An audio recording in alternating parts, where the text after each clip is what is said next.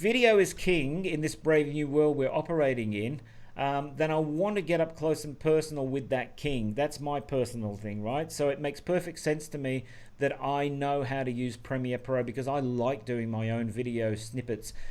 Everything I do in this particular show, I'll be snipping up as part of my document to create process.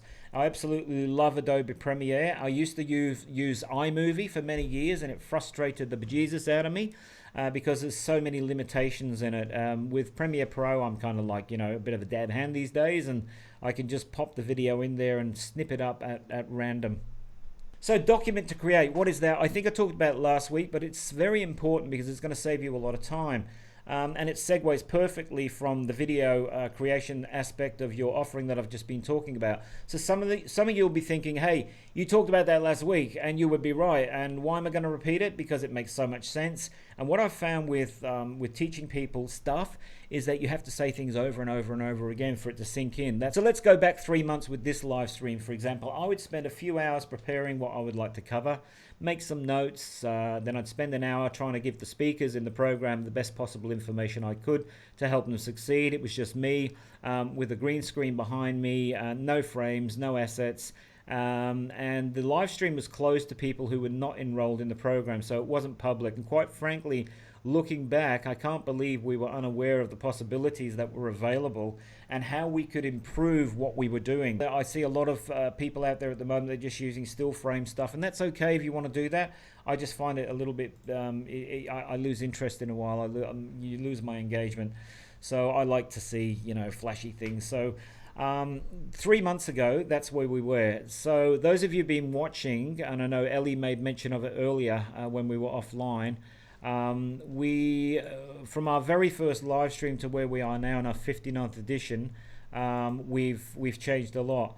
So I want to tell you so that you can look in the future with hope and expectation. Now, firstly, we work with a script, which typically takes me around 6 to 8 hours to write. And I'm reading from that script now. And the reason I'm doing that is because I can talk for an hour, no problem. You can ask anyone, right? I'll probably talk for 3 hours.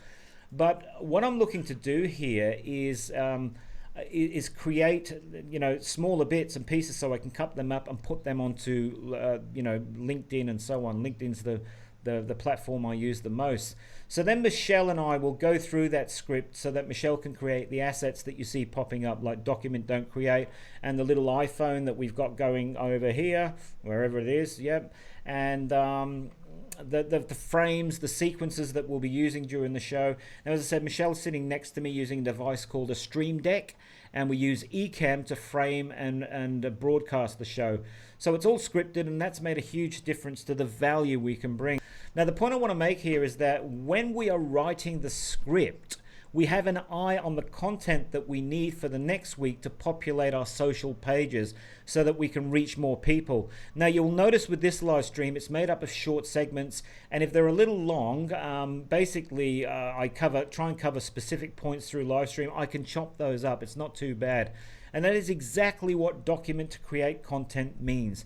Even if some of the assets we will use become memes, and you'll notice that Michelle's been bringing up a number of different memes up there with little things. They actually go onto LinkedIn as well. So while we're creating the memes, we're actually thinking about, well, rather than creating another lot of content in the shape of memes, they can also be created on the fly. So they become assets more than for just the show.